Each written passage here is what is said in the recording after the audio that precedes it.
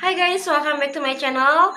Kali ini aku mau menceritakan cerita horor ya, karena aku udah lama banget gak update cerita horor. Yang terakhir itu Janur Ireng dan itu pun gak selesai.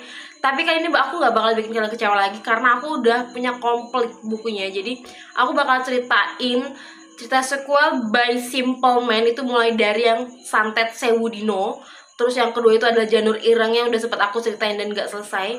Baru yang terakhir itu adalah cerita Ranjit Kambang. Jadi aku bakal ceritain semuanya secara lengkap.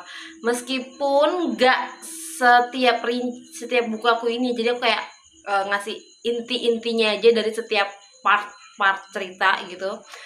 Dan yang pasti ini tetap bakalan seru banget sih menurut aku ya. Jadi kalian tuh wajib banget buat nonton video aku. Jangan lupa buat like, subscribe, dan juga aktifin lonceng notifikasi kalian. Jangan lupa buat di-share juga sama teman-teman kalian. Nah, kalau kalian udah aktifin lonceng notifikasinya, nanti kalian bakalan langsung dapat updatean dari setiap cerita yang udah aku upload. Jadi jangan sampai ketinggalan ceritanya, oke? Kita langsung aja ke ceritanya, gak usah berlama-lama lagi. Yuk, let's check it out.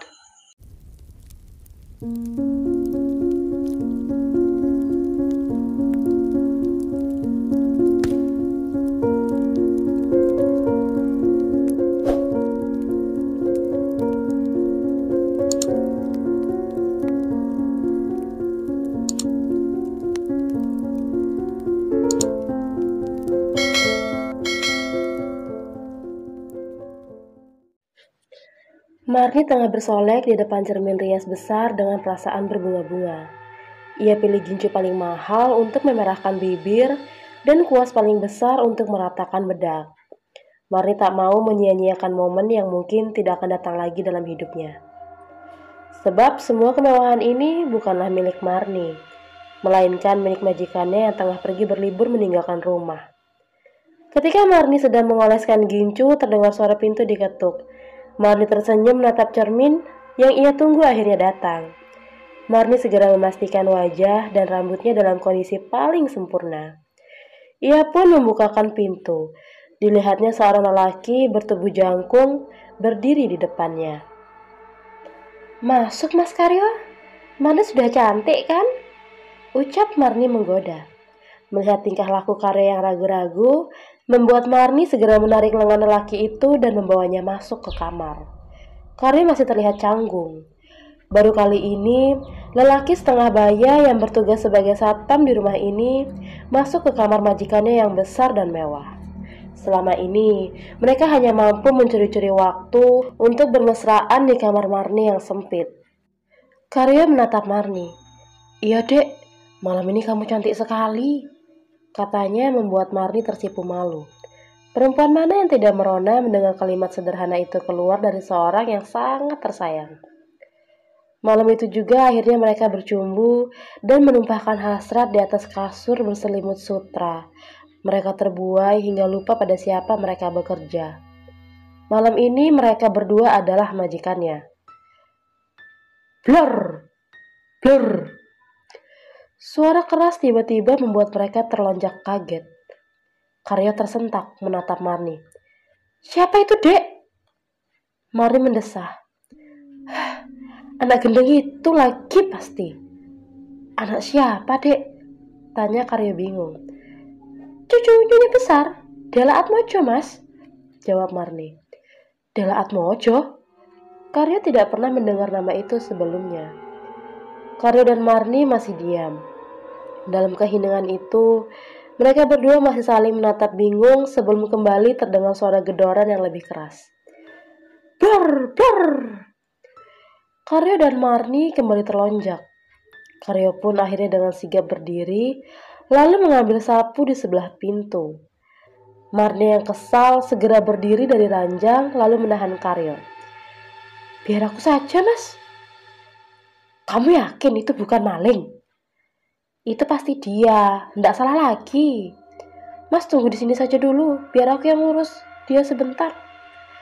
Marni merebut gagang sapu dari tangan Karyo, membuka pintu untuk meninggalkan ruangan. Loh, Mar, kamu mau ngapain?" tanya Karyo. "Aku mau pukul anak itu, biar gak buat suara berisik lagi." Marni tampaknya tengah kehilangan kesabaran. Ia sudah mempersiapkan malam ini sejak lama. Ia tak mau malam ini dirusak oleh hal-hal yang tidak penting seperti ini. Gendeng kamu, dia kan cucu majikan kita. Karya mencoba menghentikan, tapi Marni sudah keburu marah. Mas, kamu nggak tahu aja betapa mengesalkannya anak itu setiap malam. Membuat gaduh saja, biar tak ajarin dulu. Marni melesat keluar sambil membanting pintu. Karya tertegun. Tak berselang lama, Karya mendengar suara anak perempuan yang berteriak-teriak menangis hingga serak diikuti suara pukulan benda tumpul yang keras. Ampun, ampun. Marni benar-benar mengajar anak itu. Karya hanya diam di kamar. Ia tidak tahu harus berbuat apa.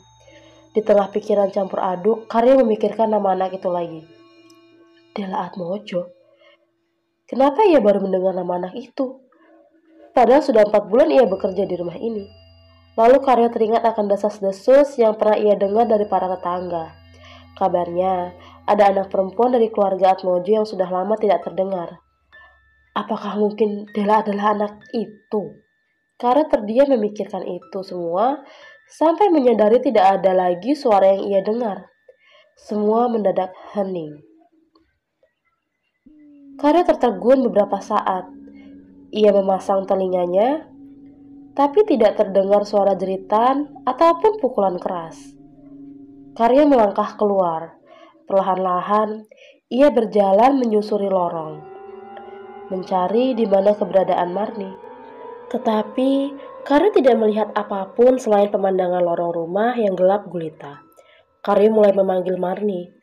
Dek, adek, kamu di mana? Tak ada jawaban. Keheningan benar-benar membuat Karya merasa ciut. Belum pernah ia merasakan jantungnya berdebar-debar seperti ini. Padahal ia terbiasa melakukan patroli malam. Pelan-pelan di sela pencarian Karya, terdengar suara tangisan yang lirih. Karya berhenti melangkah untuk memastikan pendengarannya. Tak salah lagi. Itu adalah suara tangisan anak perempuan. Ia pun menelan ludah, menahan kakinya yang gemetar hebat, dan mulai mendekati sumber suara itu. Di balik sebuah lorong, ada pintu setengah terbuka. Rupanya, dari sinilah asal suara tersebut. Tersembunyi di sudut belakang rumah. Karya tak pernah tahu ada ruangan di sini sebelumnya. Dengan berbekal pentungan di tangan, Karya mendekati pintu lalu melangkah masuk.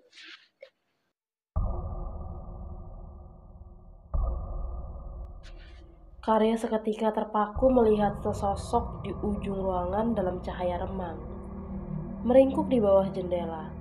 Suara tangisan tersebut rupanya berasal dari perempuan ini. Ia mendekatinya perlahan-lahan. Dek, itu kamu ya? Namun sosok itu tak bergeming. Ia masih meringkuk menekuk lutut. Semakin dekat Karya bisa melihat rambutnya yang panjang. Karya terus mendekatinya sebelum jarak mereka hanya terpaut beberapa langkah saja. Sosok itu bergerak mengangkat wajahnya, menatap Karya sayu. Wajah itu dipenuhi luka dan percikan darah. Namun yang menarik perhatian Karya justru cara memandangnya. Begitu memelas. Sambil menangis, sosok itu menunjuk sesuatu dengan jari telunjuknya. Karya mengikuti kemana sosok itu menunjuk. Ia seketika tersentak. Marni! Marni! Apa yang dilihat Karya malam itu tidak akan pernah ia lupakan seumur hidupnya. Malam yang telah lama ditunggu Marni menjadi malam terakhirnya hidup di dunia. Ia tewas dengan leher terkoyak, di perutnya tertancap patahan gagang sapu. Tepat di atas mayatnya ada sebuah pesan tulisan besar yang dibuat dari darah merah. Sewu Dino.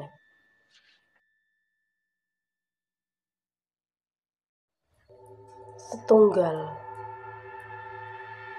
Sri menaruh sayur bening ke piring sembari mendesah lirih. Ia memang harus mengalah.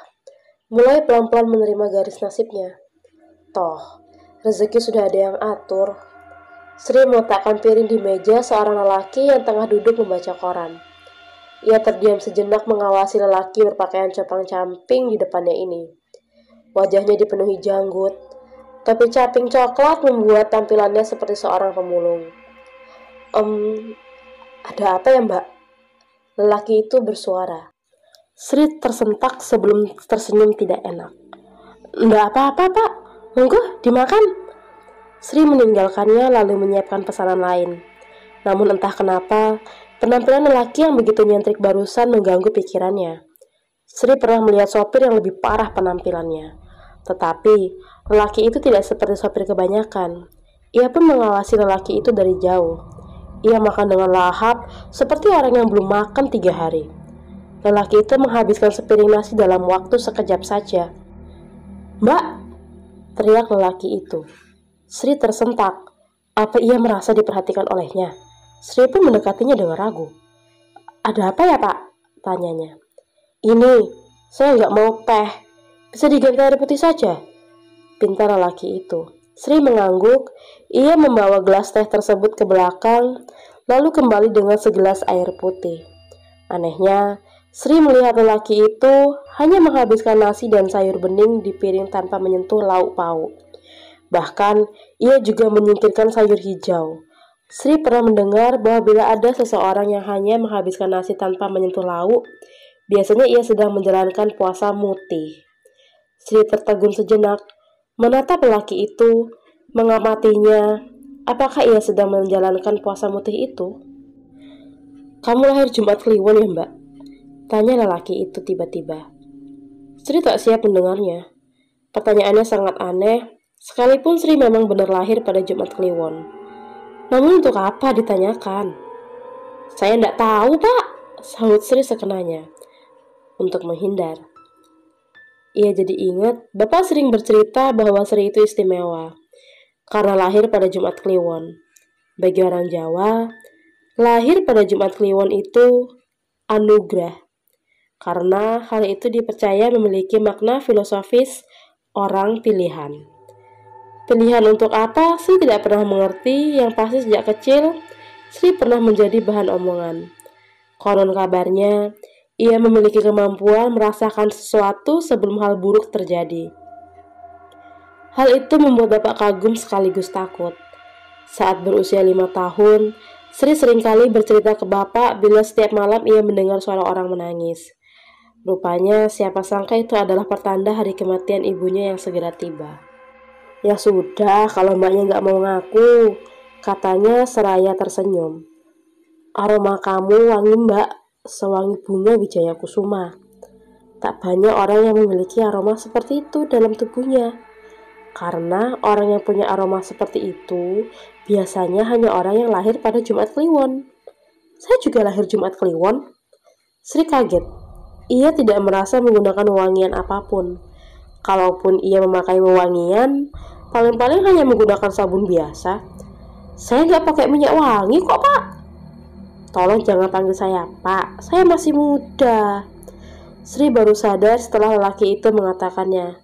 Memang benar, bila dilihat dari garis wajahnya, lelaki itu terlihat lebih muda bila bukan karena janggutnya yang lebat itu. Lelaki asing itu mengeluarkan uang dan memberikannya kepada Sri. "Ini ya, Mbak, terima kasih." Ia berbalik hendak meninggalkan warung, tapi tiba-tiba ia berhenti, lalu berbalik menghadap Sri kembali. "Selain aroma bunga Wijaya Kusuma yang ada pada dirimu, saya juga mencium bebauan gatru di sekitarmu. Mungkin ini hanya perasaan saya, tapi sejak dulu saya tidak pernah suka dengan bebauan gatru.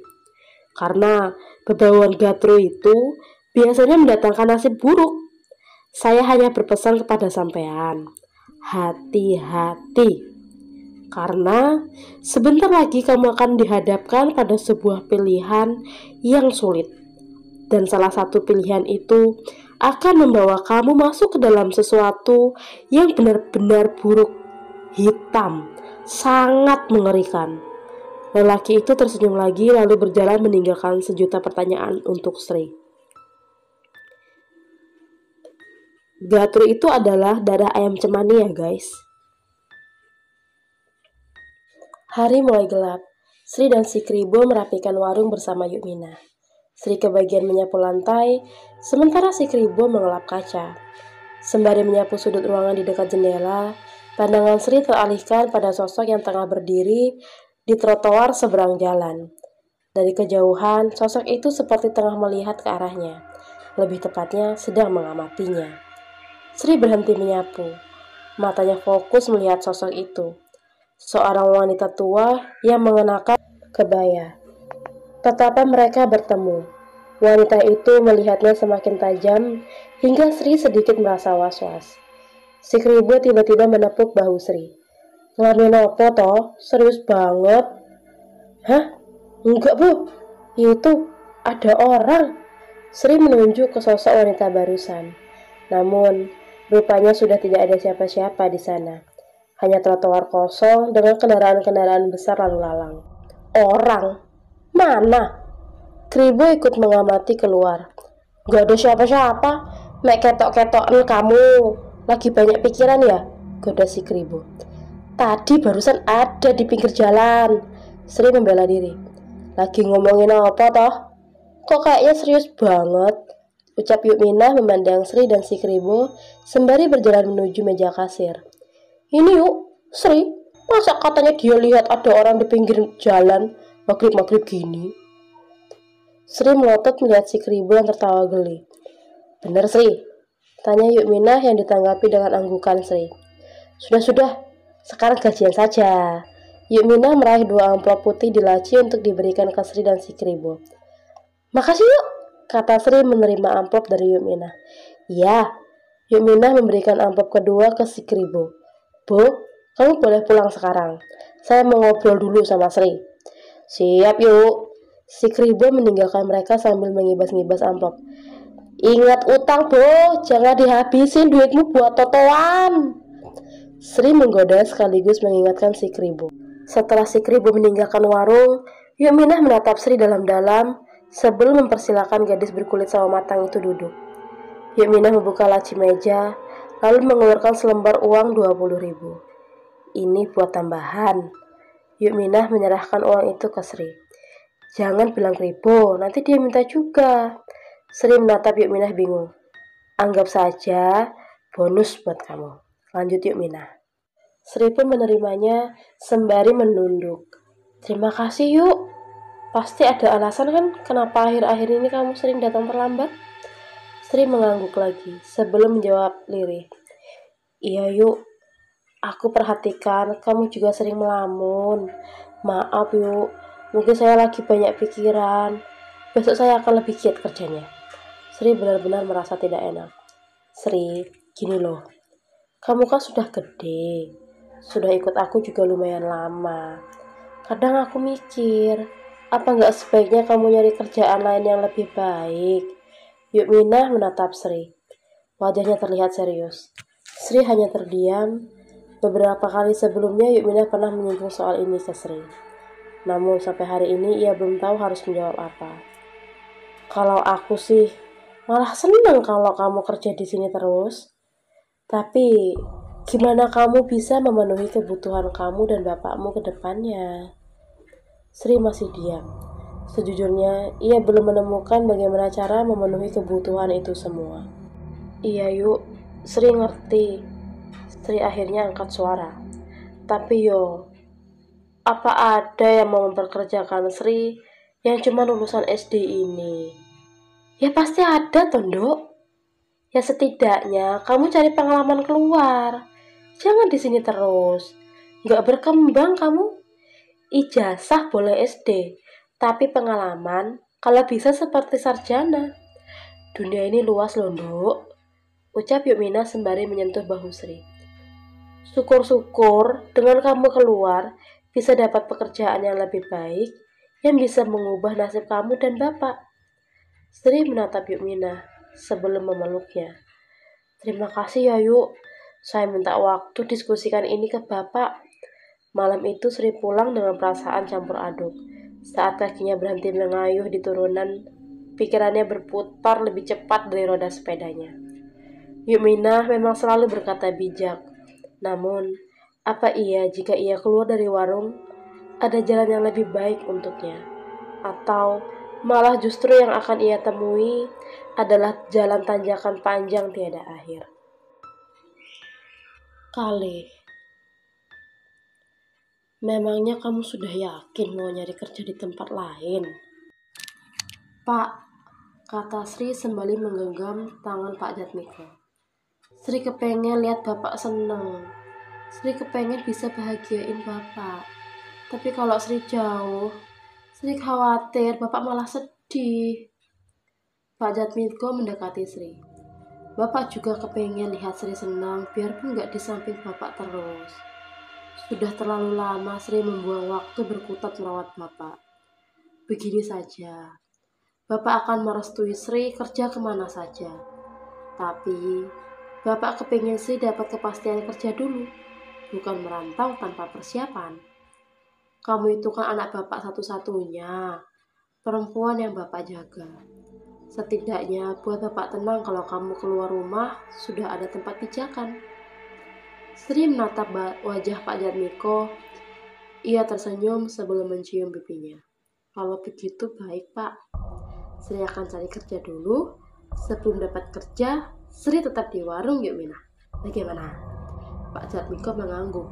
Ia tersenyum penuh bangga. Oh, begitu. Yuk Mina mengusap punggung Sri. Dilihatnya wajah ayu perempuan yang sudah dianggap seperti anaknya sendiri. Jadi Bapak kepengen kamu dapat kerja dulu. Setidaknya kerja di mana kamu sudah diterima begitu? Sri mengangguk. Yumina tampak berpikir. Tunggu di sini, Nduk. Kayaknya aku punya sesuatu buat kamu. Sri menatap Yumina. Ia pergi ke meja kasir di belakang, membuka laci, kemudian mengeluarkan selembar kertas, lalu kembali menuju tempat Sri duduk. Ini, Yumina menyodorkan kertas itu. Apa ini, Yuk? Tanya Sri bingung. Sudah, baca dulu. Sri menerima selembar kertas itu, lalu membaca isinya. Rupanya, ini adalah selebaran lowongan kerja pembantu rumah tangga. Kemarin, si Kripo yang ngasih. Katanya dia dapat dari orang yang nyebarin brosur di seberang jalan. Sri menatap Yumina, tapi Sri tidak punya pengalaman. Sudah, kalau rezeki ya rezeki.